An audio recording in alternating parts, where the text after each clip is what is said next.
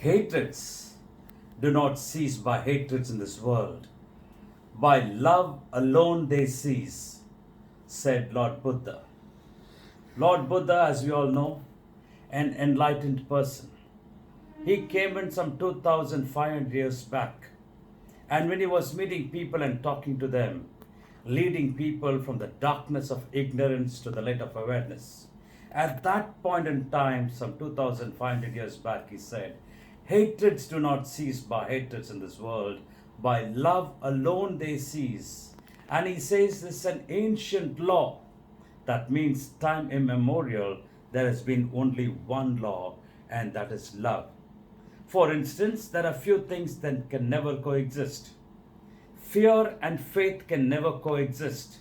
If you have fear, there is no faith. If you have faith, there is no fear. Similarly, oil and water can never mix. Similarly, light and darkness can never coexist. If there is light, there is no darkness. If there is darkness, there is no light. In the same vein, love and hatred can never coexist. You might have love for everybody, but probably you might not love a person.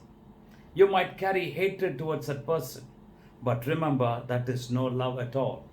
For instance, let's say there's a big vessel full of pure milk, and in one place we put a small drop of snake poison. Can you ever drink milk from the other side of the vessel? No, the entire vessel right now is poison. So therefore, hatred is self-defeating. Hatred is self-destructive. It's like you're hating somebody and you're taking a hot coal and trying to throw it on the person. Well, when you take that burning coal, it's you who suffer. It is very rightly said, between the hater and the hated, it is the hater who suffers the more. So therefore, let's be intelligent and not spoil ourselves or destroy ourselves by means of hatred. Well, the remedy is to forgive. When we say forgive, whom are we forgiving? When we forgive, it's not about the other. We experience freedom when we forgive. When you forgive, you're setting the prisoner free, and probably it is you who is the prisoner. So therefore, forgiveness is about setting yourself free. So forgive because you need to experience the freedom. Well, what else to do? Love is a solution. When we talk about love, we saw love as a pure and a divine energy. So we need to saturate ourselves with love, soak ourselves with love, be full of it. For instance, let's say there is a disinfected bottle and distilled water. I take that distilled water and pour it into the disinfected bottle to half the limit, and then I cap it. Now the remaining half is filled with air.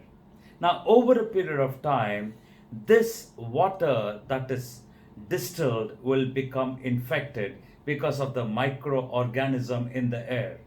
For instance, let's say we have another bottle full of distilled water in the disinfected bottle.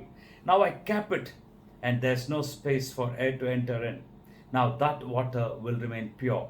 So therefore, for us to experience love, we must saturate ourselves with love, be full of love, and then we find every action of ours is going to be love. And then we will be incapable of hating. It is very rightly said, it's not about making a resolution that I will not hate, but we develop the ability, a situation where I cannot hate anymore, because we know the futility of hating. So here, many people say, what about anger? Is anger natural or unnatural? Well, there is anger within us. So anger per se is not bad, but how you use your anger is very important. It is very rightly said in the Bible, in your anger sin not. That means you got an energy activated. Now that energy activated, don't direct it in a manner that you're going to regret. It is very beautifully said, getting angry is easy, but getting angry with the right person at the right time and the right quantity is not easy. So therefore, anger is an energy. When you're angry, You're really activated. Now get on to do what you're doing creatively. You will use this energy of anger for more productive purposes and keep the momentum on. So, therefore, let's be mature, let's be intelligent, and let's not spoil ourselves or burn ourselves with hatred, but instead, let's experience the divine and the cosmic energy of love because love is an ancient law of life.